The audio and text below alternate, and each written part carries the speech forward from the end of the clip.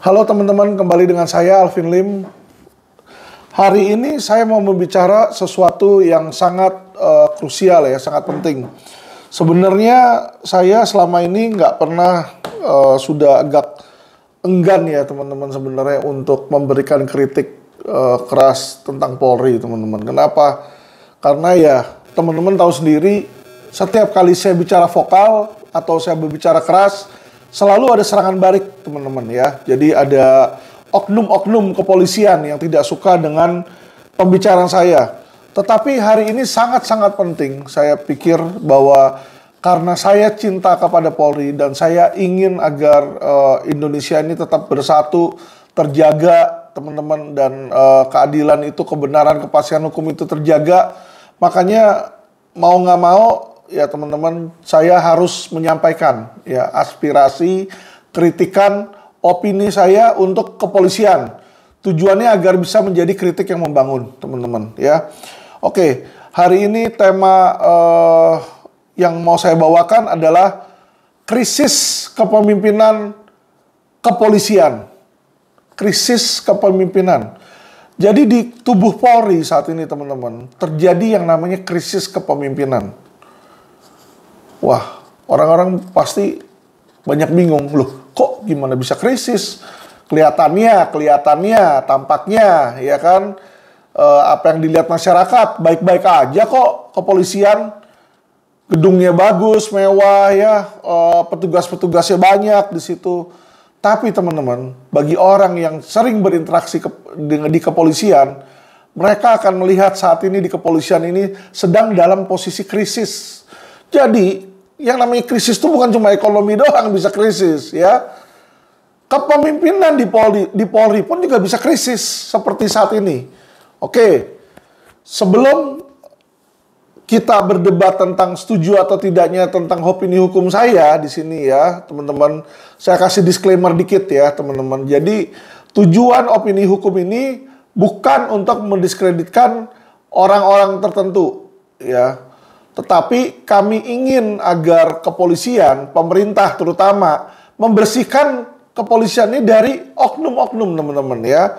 Dan mengganti orang yang inkompeten dengan kepolisi-polisi yang kompeten teman-teman. Kenapa saya bilang terjadinya krisis teman-teman di kepolisian, krisis kepemimpinan ya kan. Orang nggak setuju kemarin waktu saya sempat bilang ya, ada oknum polisi jenderal, ya kan? Oknum jenderal polisi banci, saya bilang. Wah, banyak masyarakat ya, mungkin bukan masyarakat sih sebenarnya. Oknum-oknum yang merasa terganggu ketika saya bilang oknum jenderal banci. Oknum loh. Ya, bukan semua jenderal polisi itu banci, bukan. Ada oknum jenderal polisi yang banci, teman-teman. Banci dalam hal ini, teman-teman ya, saya akan luruskan. Saya nggak berbicara tentang jenis kelaminnya dia. Jadi bukan jenis kelamin kan kalau di Indonesia ya bahasa Indonesia ya teman-teman, ada laki-laki, ada perempuan, ada banci tengahnya. Ya ada istilah seperti itulah. Jenis kelamin laki-laki, jenis kelamin perempuan, ada yang banci, ya kan? Kita lihat orangnya kayak laki-laki, tapi kok gemulai misalnya ya, atau punya jenis kelamin, punya alat kelamin laki-laki, tapi kok di make upnya atau apanya kayak perempuan. Jadi kayak di tengah-tengah gitu teman-teman ya. Saya nggak berbicara tentang jenis kelamin teman-teman, tapi saya bicara tentang kelakuannya, sikapnya, sifatnya, tindakannya. Ya, jadi istilah banci ini adalah tindakannya, sifatnya, tingkah lakunya teman-teman. Nah, istilah banci itu maksudnya apa? Apa sih yang saya maksud dengan oknum jenderal banci?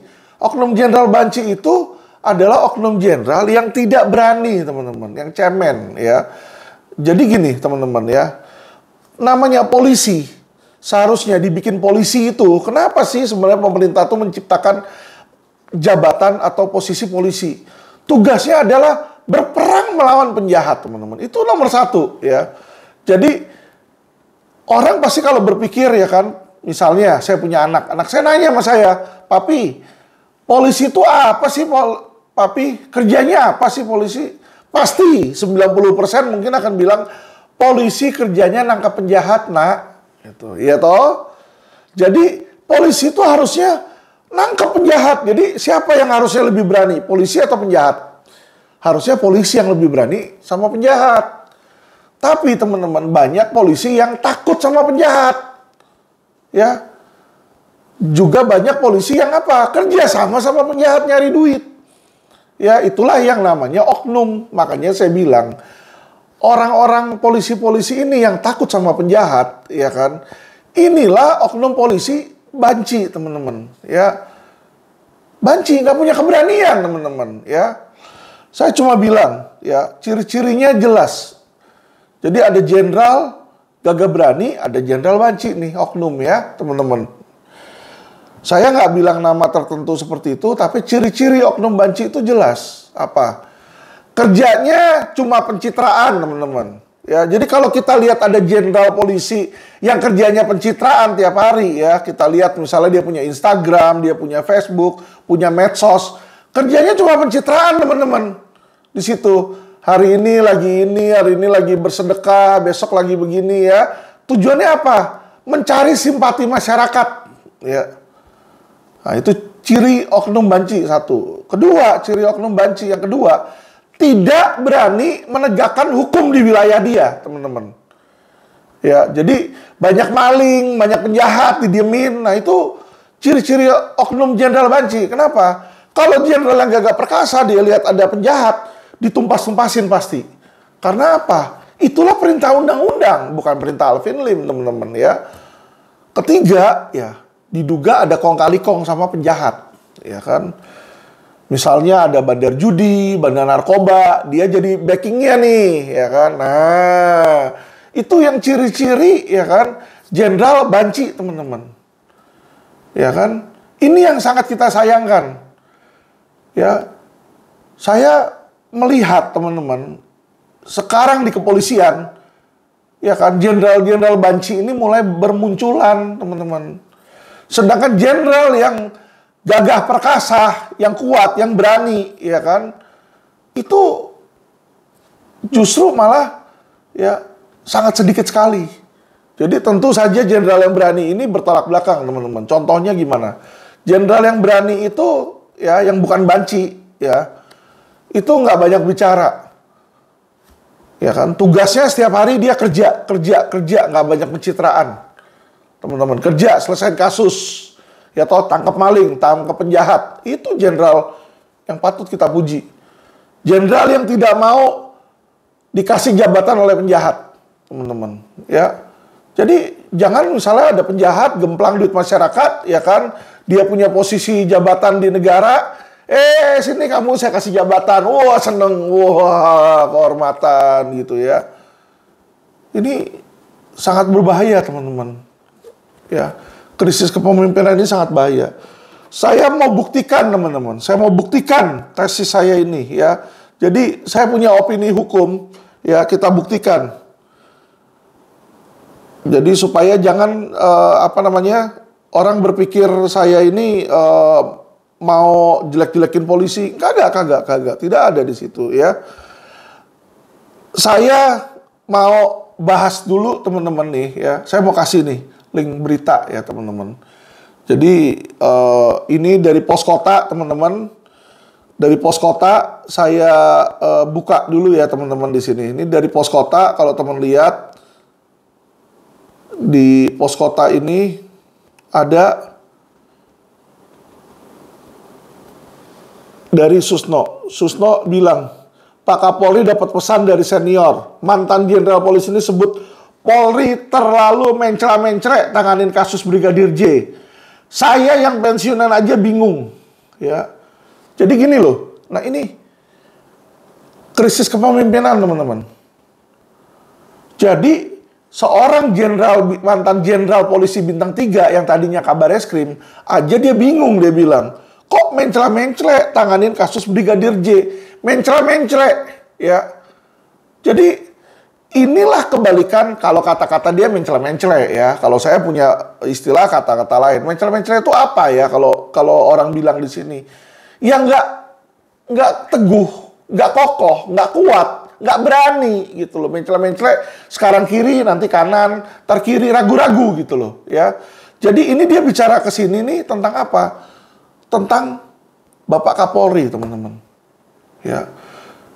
Jadi Bapak Kapolri ini, teman-teman, ya kan, dia selalu bilang sama orang, kritik, silahkan kritik. Polri tidak anti kritik. Ya kan, wah, itulah pencitraannya terhadap orang itu, suruh orang kritik. Alvin Lim sudah kritik. Dan sebelum kritik saya minta izin, saya WA. Setelah kritik pun saya kasih surat lagi, ya kan. Saya infokan. Beliau bilang nggak apa-apa, silakan kalau mau kritik, ya kan, keras nggak apa-apa. Yang penting objektif, kasih bukti, katanya. Oke. Ya toh. Yang ada tapi apa? Anak buahnya, ya toh. Ternyata Kasubdit Renakta laporin saya ke polisi, ya kan. Dibilang video kritikan saya menghina penguasa, mati nggak lu? Ya kan? Sekarang pemimpin jenderal itu seharusnya ya, yang namanya jenderal polisi, itu seharusnya dihormati sama anak buahnya. Ini satu contoh ya, jadi saya mau kasih contoh. Tetapi ini ada anak buahnya dia, ya kan, di Polda Metro Jaya, laporin Alvin Lim di situ. Padahal yang dilapor itu video yang udah diedit-edit, teman-teman. Ya, jadi artinya beda di situ, sudah diedit-edit. Ya kan? Seharusnya apa yang dilakukan kalau jenderal itu jenderal yang baik, ya kan? Dia tegur anak buahnya, "Woi, saya yang memberikan izin itu untuk biarkan masyarakat mengkritik." Ya kan? Biarin masyarakat kritik. Ini tidak, teman-teman. Dibiarin aja, biar aja Alvin di BAP. Karena saya adalah orang yang taat hukum, saya ikut, saya di BAP, nggak apa-apa. Kalau memang saya harus dipenjara karena saya cinta sama Polri, silakan. Ya toh, apalagi yang suruh Pak Kapolri. Kalau dia bukan banci, ayo kita masuk penjara bareng Pak Kapolri. Saya yang bikin videonya, Anda yang suruh bikin. Anda yang bilang loh, silakan kritik loh. Saya bikin video kritik dan setelah saya bikin, saya kasih ke Anda, saya suruh Anda baca. Kalau keberatan bilang, ya toh, Anda tidak keberatan, Anda bilang di situ. Ya toh, kalau Anda punya tanggung jawab, ayo kita masuk penjara bareng. Nah, tetapi teman-teman, ya kan, ini satu contoh. Saya tambahin lagi teman-teman, ya kan. Jadi, teman-teman ini kenapa saya harus bilang seperti ini? Agar kita hati-hati dan waspada. Karena kadang-kadang yang namanya jenderal polisi, dia jenderal, ya toh, dia punya kekuasaan. Nah, bahayanya ini kalau kekuasaan ini dijalankan, teman-teman, dengan kesewenangan. Ya, kenapa saya bilang seperti ini? Inilah saya agak sedih karena saya melihat kepolisian ini, kepolisian yang saya cintai ini, sekarang ini banyak pencitraan, teman-teman. Banyak pencitraan, kerjanya tuh pencitraan di situ ya. Nih kita lihat teman-teman, ini pimpinan Polri juga, ya seorang jenderal bintang 2. Kapolda ini lihat, dia ada penjahat ditangkap katanya ini menghina dia, ya kan? Terus menghina dia, ditangkap, terus dia bilang, ya udah saya ampuni, restoratif justice. Terus apa yang terjadi di sini? Baju tahanannya dilepas di sini. Duduk aja, duduk, nggak apa-apa, duduk. Ya kan? Siapa namanya? Kenapa, Man? Kamu mengedit Wikipedia saya? Saya punya pengalaman dulu, kurang baik dengan perbuatan kepolisian. Oh gitu ya. Jadi punya pengalaman buruk berinteraksi dengan polisi. Begitu melihat ada kejadian, terus kamu tertarik untuk mengedit saya punya profil di Wikipedia itu ya. Kerja apa sekarang Wikipedia? Oh, trading saham. Terus kamu kenal profil pribadi saya secara langsung nggak? Atau pernah tahu saya nggak? Sebelumnya saya tidak tahu persis bagaimana profil dari Bapak. Nah, mengedit itu maksudnya supaya apa? Ada perasaan kecewa, lalu kemudian ada momentum ini, Nyoman kemudian melampiaskan kekecewaan itu dengan mengedit gitu ya. Nah sekarang, ini saya buka masker saya nih, menurut kamu saya seperti apa sih sebenarnya? apalagi ini Nyoman, saya sebenarnya tidak terlalu peduli dengan editan-editan kamu itu. Bagi saya itu menjadi risiko sebagai seorang pejabat publik ya, apalagi dalam tugas-tugas mengungkap sebuah peristiwa ya yang memang berbasis fakta dan mencari kebenaran. Apa-apa itu biasa, sering itu tidak masalah. Nyoman sekarang usia berapa? Ya masih muda, masih panjang perjalanan hidup, masih banyak hal yang bisa manusia yang jalannya sempurna. Pasti ada sandungan-sandungan, pasti ada kerikil-kerikil kecil. Tapi saya juga ingin mengedukasi kepada semua orang bahwa jangan Anda pernah berpikir bahwa dalam kesendirian bersama jaringan internet, maka Anda akan bisa lari dan sembuh.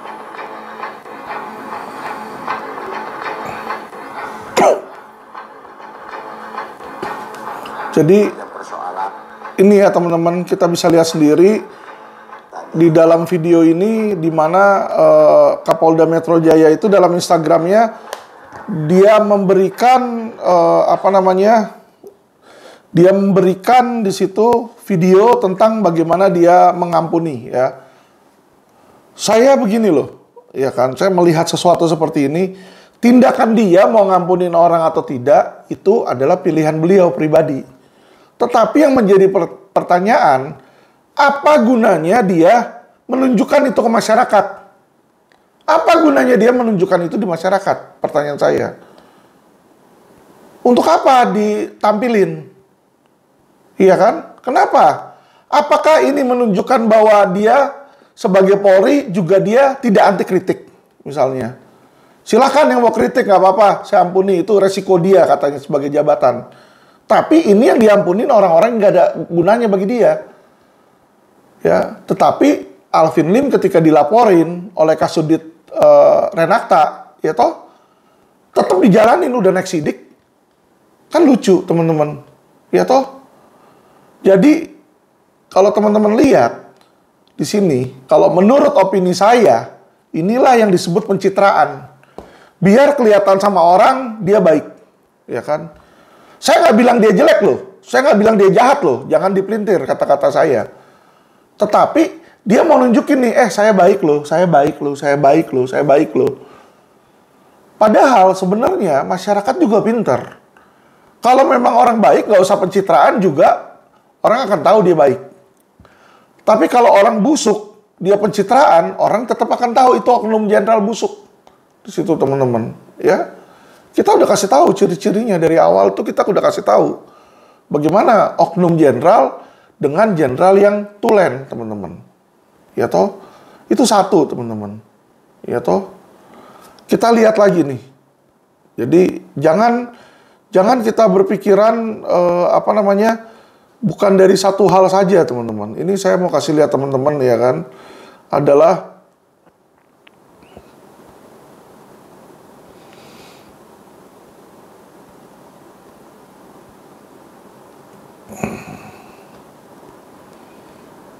jadi teman-teman bisa lihat di Google, ini banyak sekali teman-teman. Banyak sekali di Google ini. Ini kalau teman-teman lihat, ya. Bukan cuma saya yang melihat ini. Tapi banyak orang. Soroti pertemuan dengan Ferdi Sambo. KP3 desak Kapolri copot Fadil Imran dari Kapolda Metro Jaya. Loh, kenapa kok disorotin mau dicopot nih? Suruh copot, kenapa? Saya mau kasih tahu. Apa yang orang lihat, kenapa sih dia seperti ini? Ketua Komite Pendukung Presisi Polri. Ini yang ngomong Ketua Komite Pendukung Presisi Polri loh. Dia dukung Polri presisi loh. Mendesak agar Kapolri yang paling tinggi mengevaluasi Fadil Imran sebagai Kapolda. Kenapa dibilang situ? Desakan ini buntut dari pertemuan Fadil dengan Ferdi. Ya kan? Pertemuan tersebut tidak pantas katanya, lantaran tim Polres Jakarta Selatan masih melakukan penyelidikan insiden baku tembak tersebut, sehingga dikhawatirkan dapat mengganggu independensi penyidikan, ya kan. Di sisi lain, Ade menganggap Fadil gagal membuka tabir misteri baku tembak tersebut katanya, ya kan. Nah, sekarang gini teman-teman, kalau kita bicara melihat dari opininya si Ade ini ya, si ketua KP3 ini, ya toh. Takut ada independensi. Oke. Kekhawatiran itu normal. Karena kenapa? Kalau di dalam KUHP, Kitab Undang Hukum Acara Pidana, hakim saja kalau ada konflik of interest, itu wajib diganti. Itu ada pasalnya 170 atau 160, saya lupa di KUHP ya. Jadi hakim tuh nggak boleh dia ada konflik mengadili orang yang dia punya konflik kepentingan. Apakah itu saudara, keluarga, teman sekerja. Nggak boleh teman-teman. Ya kan? Jadi dijaga independensinya. Jadi bisa aja itu udah benar satu, ya kan? Itu bisa diterima opini dari si Ade ini ya. Tapi yang membuat saya melihat bahwa ini menurut saya pribadi, adalah pencitraan. Bukan berarti ini sesuatu yang buruk buat Fadil loh, bukannya saya menghina Fadil, kagak. Kenapa saya bilang pencitraan? Oke lah, kamu melihat ada rekannya Ferdi ternyata dijolimi, merasa dijolimi, padahal dia bintang 2, ya kan, berkuasa, ya toh, merasa dijolimi. Oke lah, namanya teman sekerja, yang namanya prihatin, yang namanya peduli, itu saya normal-normal saja, saya setuju. Tetapi pertanyaannya adalah, kalau memang kamu cuma simpati, ya kan, kenapa kamu nggak, ya udah kalau mau datang temuin aja, peluk aja, mau cium keningnya silakan cium keningnya, ya kan. Tapi pertemuan ini dianggap oleh si lawyer dari korban dibilang pertemuan Teletubbies katanya. Saya juga bingung apa tuh pertemuan Teletubbies. Ternyata setelah saya googling, Teletubbies itu kayak kartun bulat-bulat gendut saling pelukan gitu loh ya di situ. Saya nggak bilang Bapak Fadil gemuk ya, bukan. Maksudnya saya mau cari tahu Teletubbies itu apa sih situ. Nah, yang menjadi aneh bagi saya adalah kalau memang kamu cuma istilahnya teman-teman khawatir, menunjukkan kepedulian, ya udah datang aja temui, ucapin ya kan kata-kata encouragement, datang nggak masalah. Tetapi yang menurut saya jadi masalah adalah kenapa difoto dan kenapa disebarluaskan. Coba kalau kita lihat foto ini di dalam ruangan loh. Dan ruangan ini saya pernah kesini teman-teman. Ini adalah ruangan kantor Bapak Ferdi Sambo, Kadif Propam. Karena saya juga pernah ketemu Pak Kadif Propam. Ini ruangan beliau. Ruangan beliau ya satu ruangan kayak begini, teman-teman. Itu ada ruang meetingnya, di situ ada ruang tunggunya. Nah, ya kan ini kalau teman-teman lihat di sini ada kursi nih, kursi kayak kursi kantor, kursi meeting teman-teman. Jadi dia temenin itu tuh di ruang kantor pribadinya Pak Ferdi Sambo teman-teman. Ya kan? Nah tujuannya apa? Tujuannya apa Pak Fadil ini foto pertemuan dia lagi meluk, terus untuk disebarluaskan, ini yang aneh. Jadi disinilah orang menimbulkan kesan macam-macam. Ada yang berpikir ya kan ini biar supaya kenapa Pak Ferdi ini kan istrinya melapor ke Kapolres Metro, ya kan, lapor ke Polres Metro, ya kan. Ini ada fotonya loh. Kapolres siapa pimpinannya? Ya Kapolda atau Metro. Ini ada fotonya nih lagi pelukan, menunjukkan bahwa dia sahabat seolah-olah. Jadi kalau ada penyidik lagi meriksa, wih, ini yang diperiksa sahabatnya bos gua paling atas. Bisa timbul ini yang tadi dibilang, makanya takut ada intervensi, teman-teman. Apakah ini beralasan? Kalau menurut saya beralasan. Karena kenapa? Ternyata sama Kapolri sekarang penyidikannya awal dari Polres dipindahin ke Polda, teman-teman. Dari Polda sekarang laporan dari si istrinya Bapak Ferdi Sambo ini dipindah ke Mabes. Ya. Karena kenapa? Ini dia kekhawatiran intervensi, kekhawatiran. Teman-teman, video saya ini dari depan sampai belakang. Saya tidak mau menyimpulkan siapa benar, siapa salah dalam kasus Pak Ferdi Sambo, ya. Saya nggak mau menghakimi.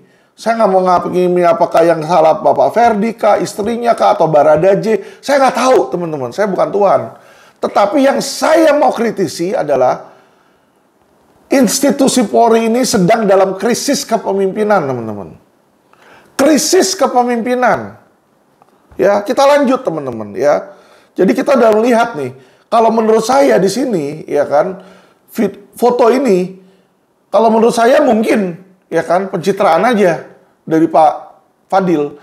Saya senior, ya kan, ayo kegiatan saya liput, aduh adik-adikku, kasihan yang kena musibah, ya kan, semoga kuat ya, foto, masukin media, ayo masuk media, cut, gitu kan.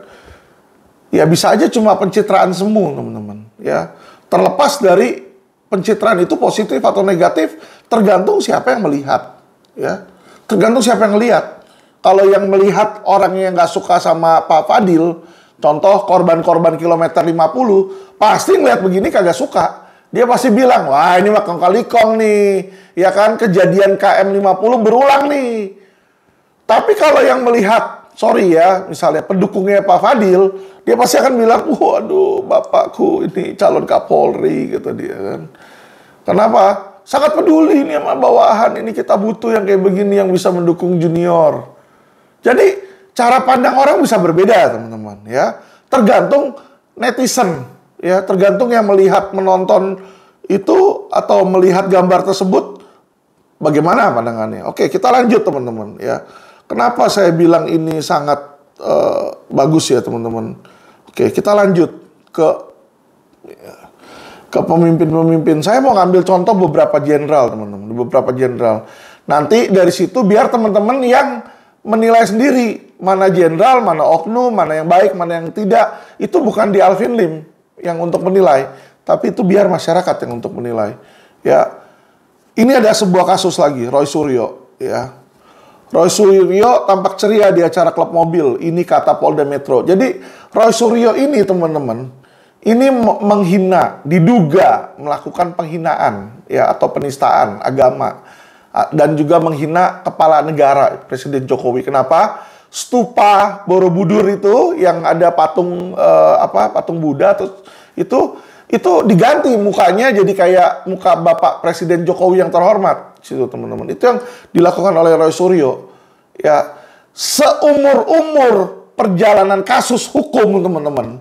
Kasus hukum baik di Polda, di Mabes sebelum-sebelumnya yang menghina negara, menghina presiden, menista agama ya. Coba penista agama MKC, tahan. Tangkap, tahan. Ferdinand, ya kan politisi, tangkap, tahan. Ahok yang gubernur teman-teman, tangkap, tahan. Roy Suryo kagak ditahan.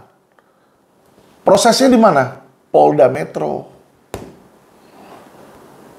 Ini saya bicara fakta loh.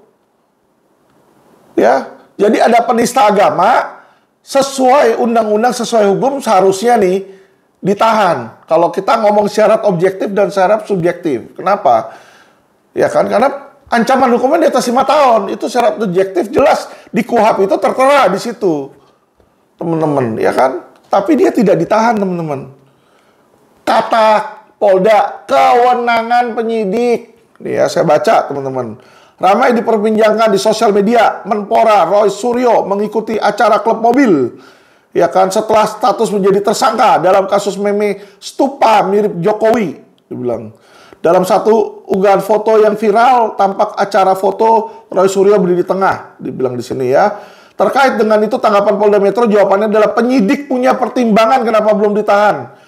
Jawabannya tadi saya silakan, masyarakat itu persepsi, tapi penyidik tidak melakukan penahanan karena ada pertimbangan katanya. Jadi kasarnya ngomong, kewenangan dari penyidik teman-teman di sini ya. Ini ada berita ini di Kumparan 2 Agustus 2022 jam 19.02 nih. Jadi teman-teman, kita sayangkan ya kan, orang yang melanggar hukum, melanggar undang-undang, melanggar hukum pidana itu adalah penjahat. Ya toh adalah penjahat. Tapi Roy Suryo ini masih kasus kalau menurut saya, sorry ya, kasus ecek-ecek teman-teman. Kasus kelas beratnya di Polda Metro Jaya itu ada banyak teman-teman. Ada kasus mahkota ya, besutan Raja Sabta Oktohari. Itu direktur utamanya Raja Sabta Oktohari teman-teman. Ya toh.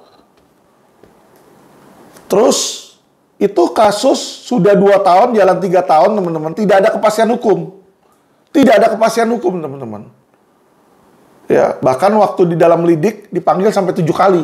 Orang mah dipanggil sekali 2 kali kagak datang kayak si Habib Rizik kan waktu itu juga dipanggil kan. Katanya nggak kooperatif. Sampai diikutin, pengawalnya sampai dibunuh. Ya kan? Tapi sama penjahat yang kelas kakap, teman-teman. Yang punya banyak duit, punya banyak jabatan. Berani nggak? Jenderal. Jadi jenderal yang berani itu harusnya nggak pandang bulu itu siapa. Yang penting penjahat, melanggar hukum, melanggar undang-undang, tangkap, tahan. Kan seperti itu. Jadi jangan cuma bacot doang bilang equality before the law. Equality-nya di mana? Ya, jadi kasus mahkota itu nggak jalan teman-teman. Ada 2 LP, 2228 kasusnya. Nomor LP-nya 2228. Itu garing 4 ya, 2020. Itu nggak jalan teman-teman. Di Fismondev itu unit 5. Ya kan? Nah, kasus mahkota yang kedua ada juga di situ. Pelapornya Bu Vera sama Pak Roni. Itu juga nggak jalan teman-teman. Terus Oso Sekuritas juga nggak jalan teman-teman. Karena Oso ini kan menyangkut nama Oso Sekuritas di sini teman-teman ya. Ada Raja Sabta Oktohari di situ anaknya Oso, di mana anaknya itu jabatannya sekarang ketua KOI ya kan. Nah, inilah ada pejabat dilaporin sama masyarakat. Nah, tapi petinggi-petingginya jenderal-jenderalnya dikasih jabatan ya toh. Pak Kapolda dikasih jabatan ya kan sama KOI di situ. Jadi ketua PBSI kalau nggak salah, balap sepeda, ya toh. Wah, bangga, wis balap sepeda di situ.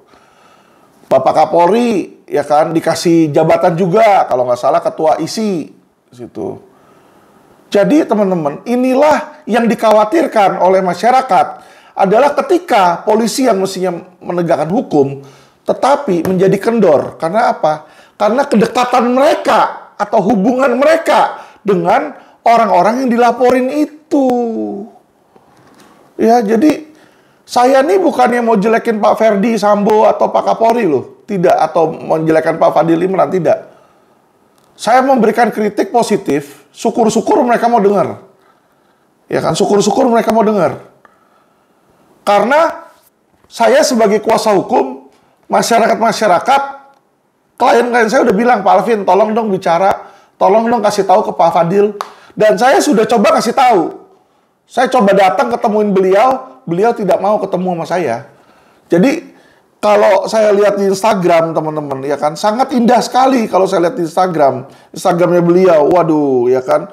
Disinilah kelihatannya dia datang ke bawa melaksanakan kurban. Wah, nanti di sini dia kasih sapi di situ ya. Di sini dia sama ibu-ibu. Ya kan? Ini lagi tinju-tinjuan sama emak-emak di sini ya. Indah sekali, gambar itu indah sekali teman-teman. Ya kan? Tapi ini apa? Pertanyaan saya, ini pencitraan bukan sih? Bukankah tugas polisi itu nangkap penjahat? Kenapa kok kasus investasi bodong, saya nanya ya, kenapa sih kok kasus investasi bodong di Polda Metro Jaya mandek semua? Mandek semua loh, semua. Saya kasih listnya. Mahkota yang saya laporin mandek. Oso yang saya laporin mandek. Oso Sekuritas. Narada yang saya laporin mandek. Itu di Fismondev juga di situ ya. Millennium ya kan. Itu Millennium Dana Tama MDS itu 200 miliar teman-teman. Saya laporin di Subdit Renakta. Yang mana Kasubditnya itu si Pujiarto ini laporin saya. Dibilang video saya ini video menghina, ya kan? Jadi kerjaan dia ngelaporin masyarakat yang memberikan kritik, tetapi laporan polisi dari masyarakat nggak dijalanin. Yang MDS itu sudah 5 tahun, teman-teman, dari tahun 2017. 2017 sampai 2022 naik sidik aja kagak, teman-teman. Padahal penjahat yang saya laporin yang sama namanya Betty Halim dalam kasus yang sama MDS sama kejaksaan sudah dihukum dan sudah dipenjara, teman-teman. Ya, jadi sama kejaksaan ini sudah terbukti dihukum, sama Polda tidak terbukti, tidak diproses. Tidak diproses. Tidak diproses.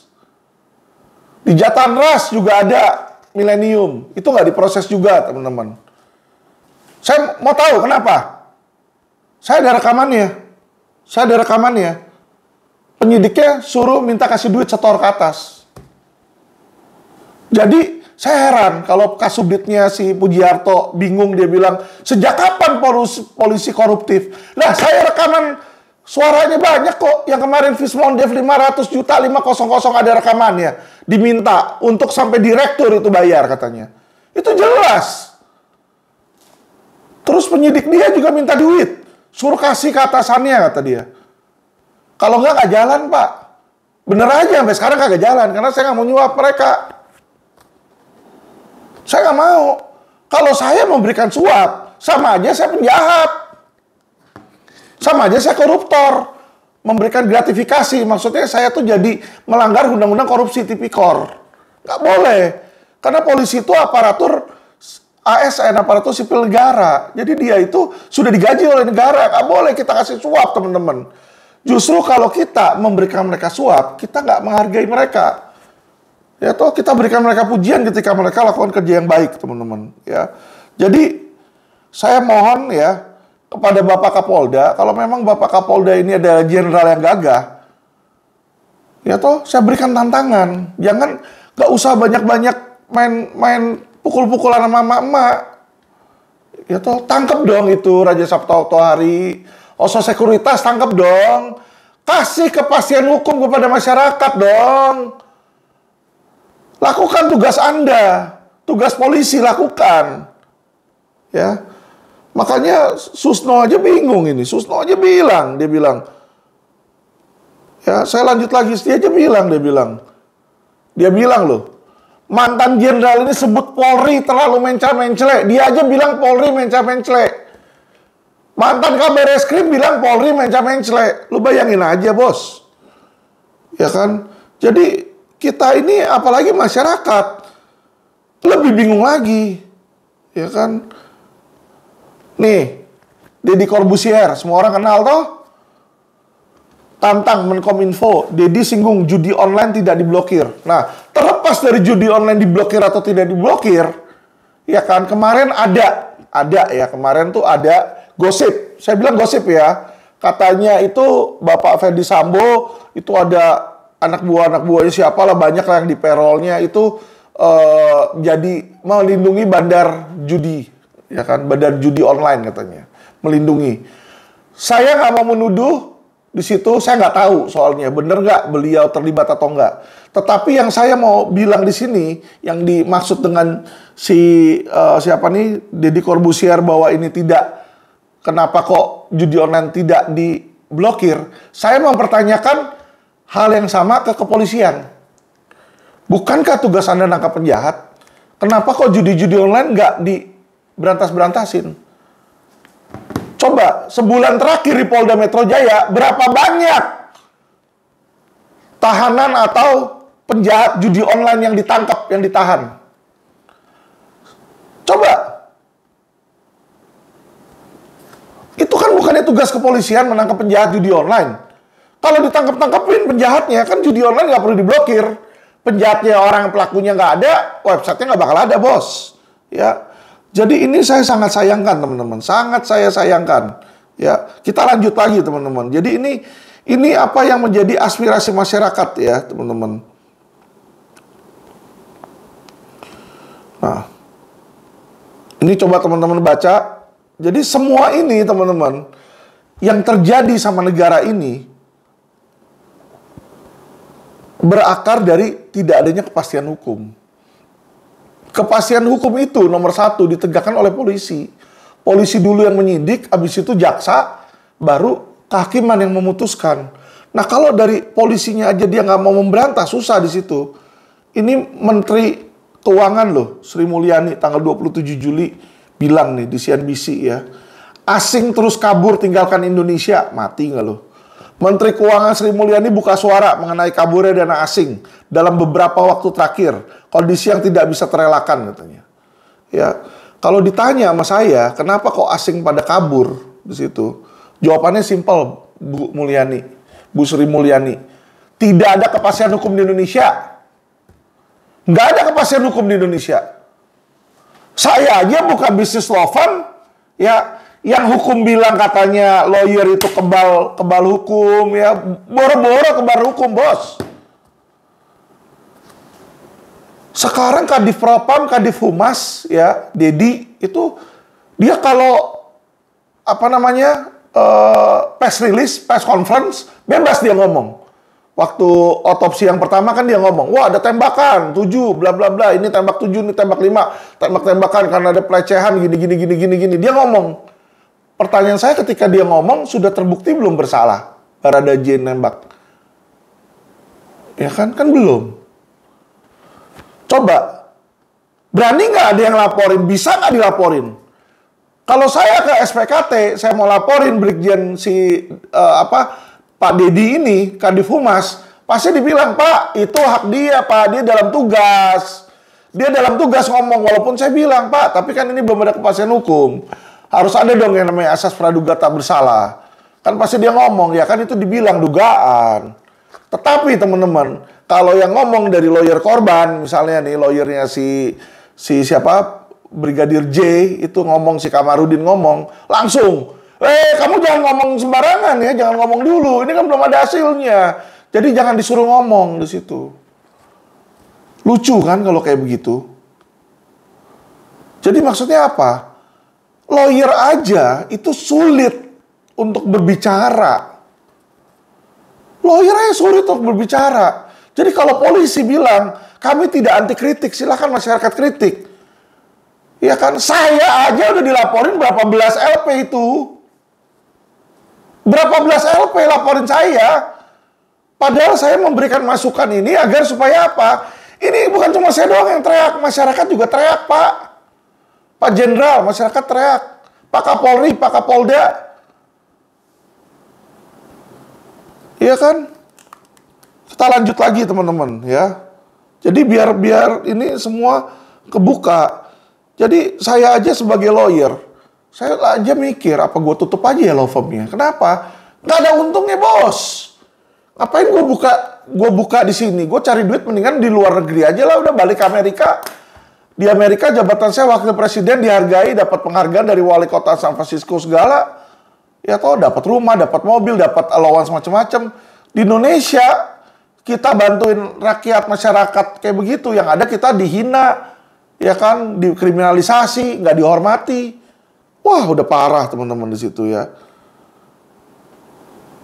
Nih, lagi teman-teman. Jadi inilah yang saya bilang tidak adanya kepemimpinan di Polri, atau Polri saat ini sedang krisis kepemimpinan. Publik anggap tim sus terlalu lama mengusut kasus Brigadir J. Kapolri minta publik untuk bersabar. Ini tanggal 2 Agustus teman-teman ya. Jadi dibilang di sini, tim sus bentukan Kapolri hingga kini belum menunjukkan perkembangan, belum ada perkembangan penyidikan kasus kematian Brigadir Nofriansah. Di situ Kadif Humas Polri Irjen Pol Dedi Prasetyo mengungkapkan pihaknya sangat berhati-hati dalam penyidikan kasus tersebut. Menurutnya dibutuhkan ketelitian dan kecermatan dalam penyidikan kasus. Untuk itu dia meminta semua pihak bersabar, katanya. Sabar, kata dia ya, bersabar mengedepankan. Nah, sekarang teman-teman masyarakat ya, coba. Ini kasus Brigadir J nih, baru 1 bulan, bos, belum sampai 1 bulan. Kejadian tanggal 7 Juli, ini tanggal 2 Agustus. Orang udah teriak-teriak, lama, kata-kata masyarakat nih, lama. Belum 1 bulan aja udah lama. Suruh sabar. Coba teman-teman korban-korban investasi bodong, masyarakat yang menjadi korban investasi bodong pasti setuju sama saya. Kalau 1 bulan aja lama, ini korban-korban Raja Sabta Oktohar ini udah 2 tahun lebih loh, udah hampir 3 tahun loh. Korban Minapadi, korban Narada. Ya kan, 1 bulan aja lama bagi mereka. Gimana ini bertahun-tahun tidak ada kepastian hukum? Pertanyaan saya, tugas memberikan kepastian hukum dalam penyidikan, itu kalau di KUHP itu diaturnya di mana? Siapa yang berwenang? Apakah lawyer berwenang melakukan penyidikan? Kan bukan. Yang berwenang itu kan jenderal polisi. Ya. Jadi polisi ini saat ini kalau saya lihat sedang ada krisis, teman-teman. Inilah yang dinamakan krisis kepemimpinan. Ya. Bahkan info-infonya nih kalau saya lihat di saya lihat di media, teman-teman. Ya. Jadi infonya teman-teman bahwa jabatan kursi Kapolri ini dipertaruhkan dalam kasus ini. Kasus polisi tembak polisi ini dipertaruhkan. Ini yang saya dengar ya, desas-desusnya. Karena kenapa? Kasus ini sangat penting menyita masyarakat. Sampai Mahfud bilang, masa sih ada tikus, lumbung ada tikus, nggak dibunuh aja tikusnya? Masa harus dibakar institusinya? Sampai ngomong kayak gitu loh Mahfud MD loh. Iya kan? Ini dibilang ada berita lagi nih hari tanggal 2 Agustus nih. Intisari Online. Sempat tersingkir dari bursa calon Kapolri hanya gegara kurang satu hal. Fadil Imran kini malah dikeroyok 3 kasus dari Ferdy Sambo sampai gugatan belasan triliun. Dia tersingkir dari bursa calon Kapolri. Jadi ya gimana ya? Kapolri itu pemimpin dari seluruh kepolisian. Kita mengharapkan Kapolri itu ya seorang yang jantan, yang berani, ya kan, berani melawan penjahat. Ini malah ya sorry ya, gitu loh. Sorry, Bapak Kapolri sendiri kan yang minta kritikan, ya toh. Saya akan memberikan kritikan terhadap Bapak Kapolri, ya. Yaitu apa di sini? Kritikan saya kepada Bapak Kapolri adalah Presiden Jokowi saja sudah sampai 4 kali minta. 4 kali Presiden Jokowi minta agar kasus Brigadir J dibuka. Presiden loh, atasannya loh. Pejabat tertinggi, paling tinggi di pemerintah ngomong ke Kapolri, ke Jenderal Polisi Listio Sigit. Nih ya, saya baca beritanya. Jadi biar teman-teman lihat sendiri di sini. Ya. Jadi polisi ini Presiden ini udah bilang minta agar dibuka ke publik. Jokowi minta kasus dibuka. Jadi ini di Tempo nih teman-teman. Jadi kalau kita lihat Tempo lagi, Jokowi minta kasus Brigadir J dibuka sejujur-jujurnya teman-teman. Jadi Presiden minta kasus itu dibuka sejujur-jujurnya. Ini Tempo 2 Agustus. Menteri Koordinator Menko Polhukam di sini Mahfud menyampaikan, dia menyampaikan perintah Presiden Jokowi untuk kesekian kali. Presiden minta ini dibuka sejujur-jujurnya. Kalau ada yang disembunyikan nanti akan terlihat kalau ada upaya seperti itu. Kata Mahfud usai rapat terbatas di Istana Negara bersama Jokowi. Selasa 2 Agustus. 2 Agustus ngomong lagi. Ya, kemarin itu akhir Juli dia udah ngomong juga. Nih sebelumnya Jokowi telah menyampaikan secara terbuka agar kasus penembakan Brigadir J diutus tuntas.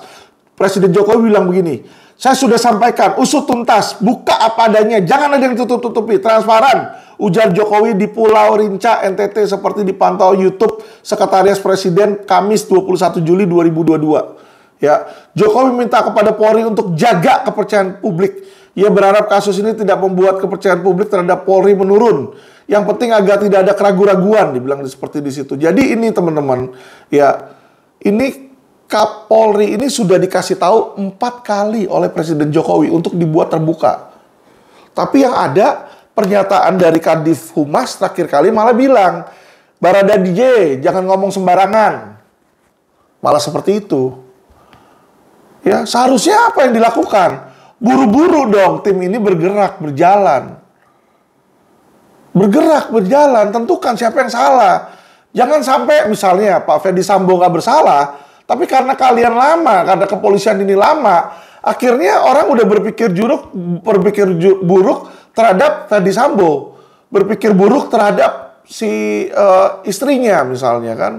Kita nggak tahu, bisa aja Pak Ferdy Sambo nggak terlibat. Atau bisa aja beliau terlibat, kita nggak tahu. Tetapi yang membuat ini makin buruk dan makin menggulung adalah apa?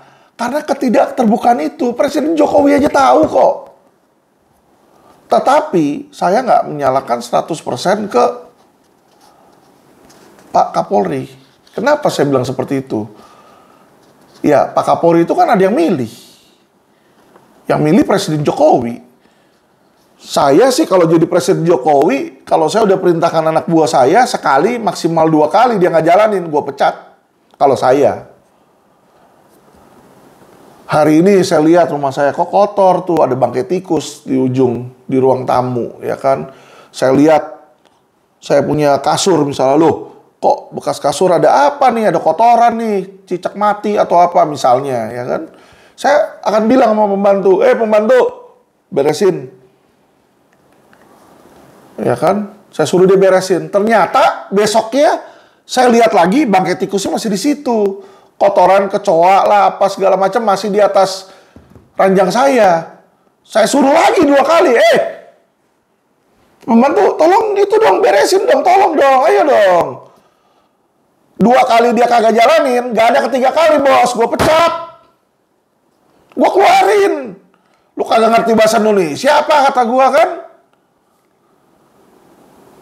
Jadi, seorang pemimpin itu teman-teman, ya kan, sorry ya, seorang pemimpin itu untuk menjadi sebuah institusinya bagus, harus tegas. Harus tegas. Karena semua mata melihat. Saya aja mimpin LQ, teman-teman. Emangnya enak? Kagak. Semua orang ngelihat juga di situ. Kita baik sama orang, nanti kayak Rasman sama Hotman. Dipikir kita goda-godain cewek, misalnya. Padahal kita cuma ngomong nice. Kalau kita ngomong agak keras dikit, dibilang, wah Alvin Lim kurang ajar, vokal, ini, itu. Padahal, teman-teman, saya diabetes, hipertensi, tensi saya tinggi. Ngomong saya selalu kencang. Memang pita suara bass saya tinggi, teman-teman. Ya kan? Dipikirnya marah-marah terus, padahal saya nggak marah, gitu loh. Ya kan? Saya ngomong kayak gini normal, tapi orang pikir saya lagi marah-marah nih, katanya. Ya kan? Karena kan orang kan bisa aja salah paham di situ. Jadi teman-teman, jadi pemimpin itu, dia tuh punya alat tuh 4. Pertama adalah dia bisa hiring orang, ngambil orang kerja. Kedua, orang itu kalau kerjanya nggak bagus, dia bisa training. Ayo, saya training, saya kasih pelatihan, saya kasih motivasi. Kalau dikasih motivasi, dia bagus, ya kan? Kasih apresiasi teman-teman. Wah, kamu bagus ya, saya kasih promosi ya. Atau gaji kamu saya naikin ya, saya kasih bonus ya. Itu alat pemimpin yang ketiga. Alat pemimpin yang keempat, kalau orangnya udah dibilangin, dikasih pelajaran, dikasih training, dikasih arahan, tetap aja kagak bisa dan tetap aja ngebandel, itu harus kita pakai alat yang keempat, yaitu firing. Pecat, PTDH, pecat, keluarin. Itu pemimpin harus seperti itu, alatnya cuma 4. Jadi kalau saya lihat, ya kan, kasus ini, kasus di kepolisian ini bukan karena, sorry ya, bukan karena polisi nggak mampu. Polisi Indonesia, Polri yang saya ketahui itu sangat hebat, teman-teman. Sangat hebat. Polisi-polisinya berani. Contoh kayak Fadil. Fadil tuh berani. Ya kan? Pengawal Habib Rizik aja dia dia kasih perintah. Tangkap, sana sikat, gunakan, ya kan? Kalau dia lawan, pakai, dia represif, ya kan? Pakai senjata. Berani dia. Jangan dibilang nggak berani loh, berani. Ya kan, radikalisme, tutup, FPI, apa itu, pelang-pelang. Ya kan, tutup, wah, berani. Ya toh, polisi berani. Polisi Indonesia yang saya ketahui, jago-jago alat teknologi. Kita WA pas sekarang, besok ditangkap polisi, dia bisa buka semua WA kita.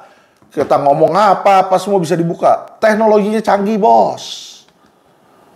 Lah ini, ada mayat, mati di rumah jenderal polisi, sebulan, boro-boro ada perkembangan penyidikan, kagak, otopsi aja sampai 2 kali, diulang-ulang lagi. Apa yang terjadi dengan otopsi yang pertama kalau sampai diulangi, toh? 1. Terus kedua, teman-teman, ya kan, banyak barang-barang hilang.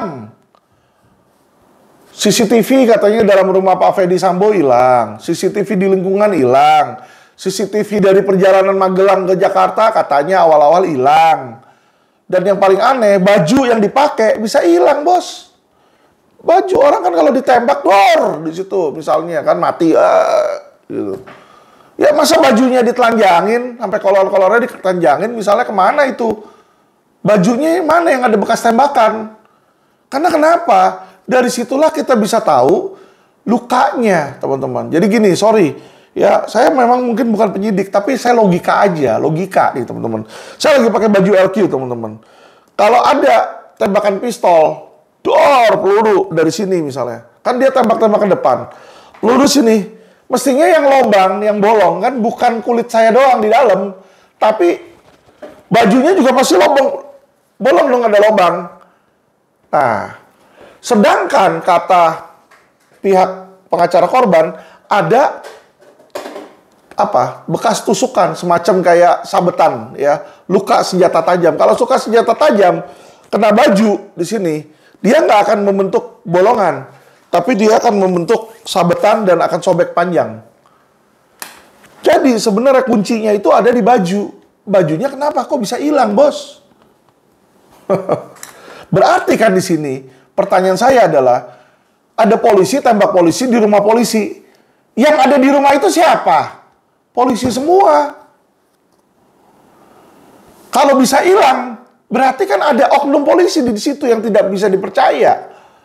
Inilah bukti bahwa ada oknum di dalam rumah polisi, di dalam institusi itu. Mau cerita yang manapun yang benar, si A yang benar, si B yang salah, atau si A yang salah, si B yang benar, tetap aja dua-duanya polisi, bos. Polisi nembak polisi kok. Jadi siapapun yang salah, itu ada oknum di situ.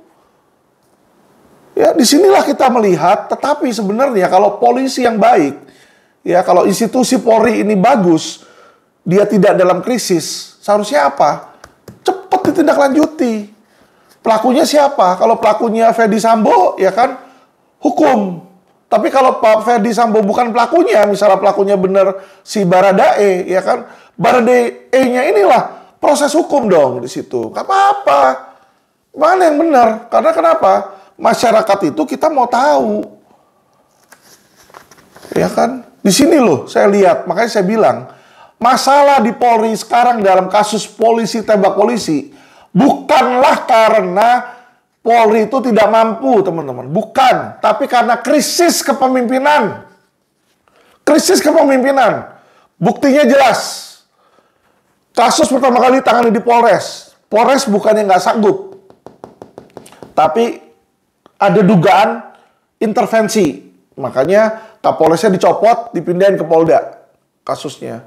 Sekarang di Polda sama. Kasusnya dipindah lagi ke Polri. Dirtipidum sekarang yang ngurusin katanya ya, Brigjen Andi di situ. Masalahnya berani nggak proses siapapun yang salah atau siapa di belakang layarnya, kan kita nggak tahu. Bisa aja bukan Pak Ferdy Sambo, ya toh. Jadi jangan kita menghakimi terlalu cepat. Saya aja nggak mau menghakimi terlalu cepat. Tetapi yang jadi masalah di sini adalah yang saya mau soroti, ya kan?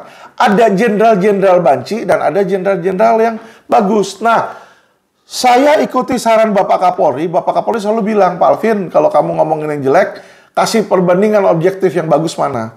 Saya kasih perbandingan yang bagus Bapak Kapolri ya, biar supaya Bapak Kapolri melihat sendiri. Jadi di dalam kasus ini Bapak Kapolri, ya kan, saya mau menyoroti tentang penanganan investasi bodong, teman-teman. Ya, jadi kalau di dalam penanganan investasi bodong kemarin itu, teman-teman, kalau di dalam penanganan investasi bodong kemarin yang sebelumnya, teman-teman, menyatakan bahwa, ya kan, di Polda Metro Jaya penanganan investasi bodong mandek. Berbanding terbalik, di Mabes itu investasi bodong sekarang jalan, teman-teman. Jalan. Ya. Pertama adalah kasus Indosuria. Jadi Indosuria itu sudah P21 beberapa hari lalu. Sudah P21, teman-teman ya. Jadi Indosuria itu sudah P21 dari kabar reskrim ini sudah memberikan informasi. Ini saya kasih lihat ya, biar supaya teman-teman tahu. Jadi di Mabes Polri ini sekarang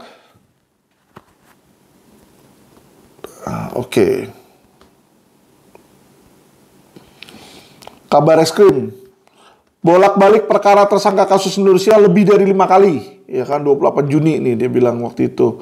Bolak-balik perkara selama 5 kali proses. Menurut penyidiknya mengupayakan agar segera selesai diproses di situ, ya kan. Sebelumnya Dirti Pitexus menegakkan Henry dan Jun bebas, dia bilang, karena sudah lebih dari 120 hari. Nah, ini kan lebih dari 120 hari terus dibebaskan kan. Nah, tapi teman-teman, satu hal ya kan yang saya bilang, ini contoh jenderal yang bukan banci, teman-teman.